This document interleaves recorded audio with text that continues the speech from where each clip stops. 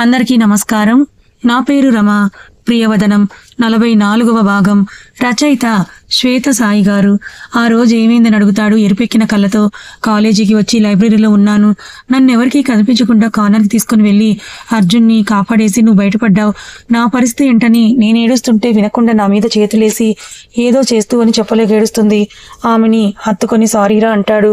వదిలేయని అంటుంది. ఆమె కన్నీరు తుడిచి ముఖం పైకని ఇంకేమీ చేయలేదు కదా అని అడుగుతాడు. లేదు, ముద్దు పెట్టేలోపు నెట్టేసి వచ్చేసానని భయంగా అంటుంది. ఆమెని గట్టిగా హత్తుకుంటాడు. నాదే తప్పు, ఇంకోసారి నీ విషయంలో ఇలా జరగనివ్వను అంటాడు. నాకు తెలుసురా, ఇంకా వదిలే, హ్యాపీగా ఉందామని చెప్తుంది. ఆమెని వదలగానే దూరం జరుగుతుంటే అతని షర్ట్ని పట్టుకుని ఉన్న చైన్ రాదు. ఆర్వి కంగారుగా లాగినా అది రాదు. ఆ చైన్ తీసి ఆమెను చూస్తున్న అతన్ని చూడలేక ఆర్వి వెనక్కి తిరుగుతుంది. మెడ వెనుక భాగం కనువిందు చేస్తుంటే మెల్లిగా ఆమె వీపు మీద గాలి వదులుతాడు. అర్జున్ అని మాత్రమే అంటుంది. ఆదర్శ్ ముందు నాతోనే ఉండలేని దానివి పెళ్లి చేసుకుని ఇలా ఎలా ఉండాలనుకున్నావి అని అడుగుతాడు. అర్జున్, ఈ లోకంలో అతి కష్టమైన పని ఏంటో తెలుసా అంటుంది. నీకు బాగా తెలుసు కదా, చెప్పు అని ఆమెని వెనుక నుండి చుట్టుకుంటాడు. కళ్ళ ముందే మనసు ముక్కలవుతున్నా గట్టిగా ఏడవలేకపోవడం. నిన్ను కోల్పోయాక ఏదీ నాకు కనిపించేదే కాదు.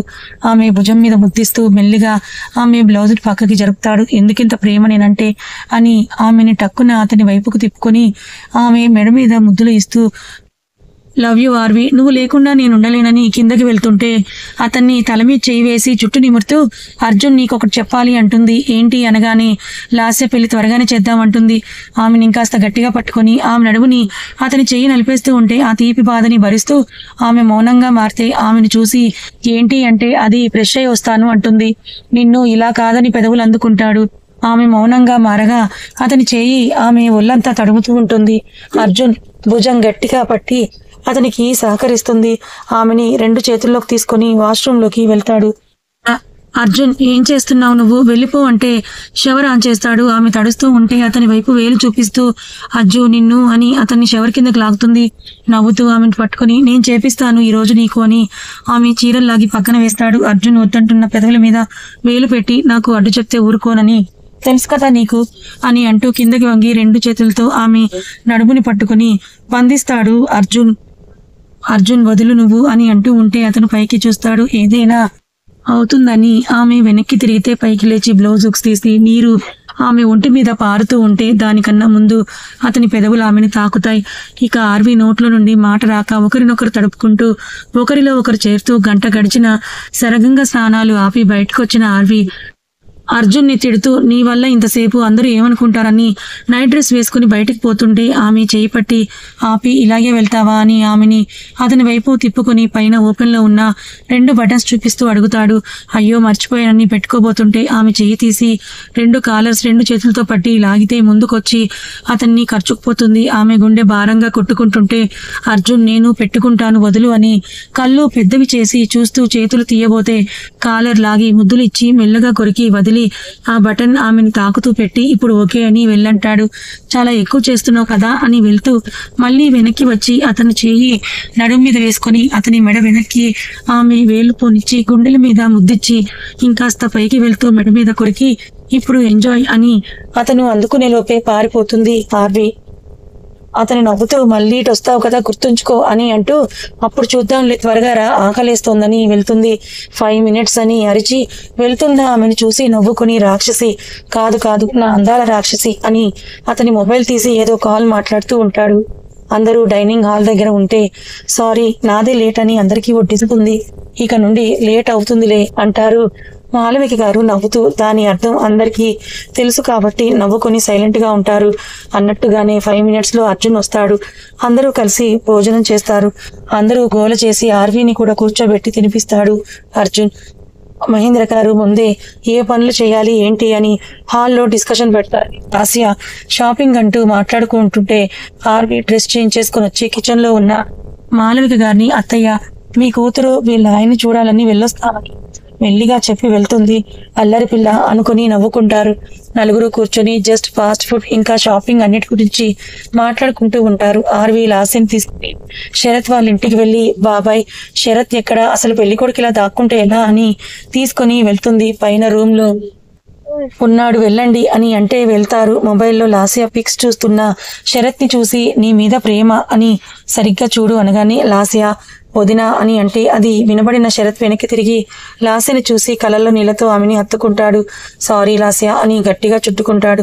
లాస్య సైలెంట్గా ఉంటే ఎక్కడ నువ్వు నాకు దక్కవో అని భయంతో అలా చేశాను, నిన్ను బాధ పెట్టాలని కాదు, నాకు తెలియక కాదు, సారీ రా అని చెప్తాడు.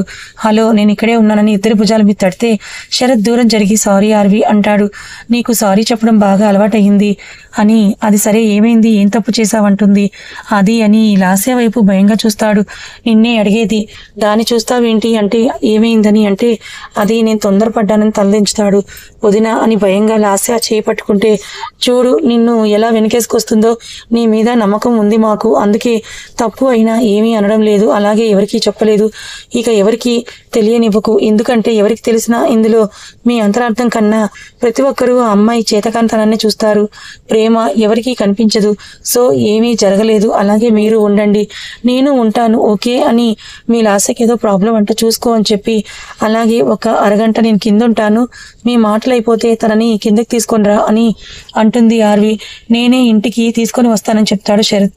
అప్పుడు అరగంట కాస్త మిడ్ నైట్ అవుతుంది, నాకు తెలుసు అంత టైం లేదు, నేనే నా ఆడపడుచుని తీసుకుని వెళ్తానని బాయ్ చెప్పి వెళ్తూ ఉంటే లాస్య ఆర్విని హక్ చేసుకుని థ్యాంక్స్ వదిన, ఈ రోజుల్లో దొరికితే ఆడుకోవడానికి చూసే వదిలినే చూశాను, కానీ నువ్వు ఇలా నా కోసం నా పరువు గురించి ఆలోచిస్తున్నావు, సగటు ఆడపిల్ల పరిస్థితి ఎలా అని ఆలోచించావు, మీ సిచ్యువేషన్ తెలుసు కదా నాకు అని. అతనికి దూరం అవుతావని అతని భయం, ప్రేమగా దగ్గరికి వచ్చిన ప్రియుడిని కాదనలేని పిచ్చి ప్రేమ నీది లాస్య అని ఆమె బుగ్గ మీద చేయి వేసి చెప్తుంది. ఇది తప్పేమీ కాదులే, అందుకే 5 డేస్లో పెళ్ళి అనగానే ఓకే అన్నాను, సో ఎంజాయ్ దిస్ మూమెంట్ అని చెప్పి వెళ్తుంది. థ్యాంక్స్ అని శరత్ చెప్తే అరగంటలో పంపితే నేను థ్యాంక్స్ చెప్తానంటుంది. కిందకి వెళ్ళి విశ్వనాథ్ కౌశల్య గారితో మాటలు కలుపుతుంది ఆర్వి. ఆమె వెళ్ళగానే ఏమైందని అడిగితే ఏమీ లేదు, కాస్త పెయిన్ అని చెప్తుంది. ఆమెను గట్టిగా హత్తుకుని సారీ చెప్తాడు. అరగంట కాస్త గంట అవుతుంది. లాస్య కోసం ఆర్వి వెయిటింగ్, ఆర్వి కోసం అర్జున్ ఎదురుచూపు. అమ్మ నీ ముద్దుల కోడలు ఎక్కడ పడుకుందా అని మాలవిక గారితో అంటే లేదు, లాస్యని తీసుకుని శరత్ దగ్గరికి వెళ్ళింది, దానికోసం ఇది ప్రేమ రాయబారానికి వెళ్ళిందంటారు ఆవిడ నవ్వుతూ. ఇక్కడ మొగుడిని వదిలేసి ఆడపడుచు కోసం వెళ్ళిందా, రాని చెప్తా అనుకుంటూ అతను రూమ్లోకి వెళ్తాడు. ఆమె ఇంకా రాకపోవడంతో రూమ్ బయట కాలు కాలిన పిల్లిలాగా తిరుగుతూ ఉంటాడు. సరే ఇంకా వెళ్తాను వదిన, వదిన కూడా వెయిట్ చేస్తుంది కదా, వదిన కోసం అక్కడ అన్నయ్య వెయిటింగ్ కదా అంటే అది నిజమే కానీ వెళ్ళొచ్చులే అంటాడు. అబ్బా ఇప్పటిదాకా చేసింది చాలు అని అంటుంది. నిన్ను పంపించాలని లేదే అని ఆమెను దగ్గరికి లాక్కొని ఆమె పెదవుల్ని అందుకుంటాడు. ఇంకా రాకపోతే పైకి వెళ్తుంది. అర్జున్ వెయిట్ చేస్తూ ఉంటాడని డోర్ కొట్టాలా వద్దా అని లోపలికి వెళ్తుంది. ఆమె వెళ్ళేసరికి శరత్ లాస్యని ముద్దు పెట్టుకుంటూ ఉంటాడు. అది చూసి కళ్ళు పెద్దవవుతాయి ఆర్వికి. అలాగే చూస్తూ ఉంటుంది. నవ్వు వచ్చి అక్కడే ఉన్న డోర్ని కొడుతుంది. ఇద్దరు రాయి వేస్తే ఎగిరిన పక్షుల్లాగా దూరం జరుగుతారు. అది వదిన అని లాస్య ఆర్వి పక్కకి వెళ్తే 1 అవర్ టైం కూడా చాలేదా మీకు అని లాస్యని తీసుకుని వెళ్తూ మళ్ళీ వచ్చి మంచి పని చేశాను, 5 డేస్లో ముహూర్తం పెట్టి అని అంటుంది.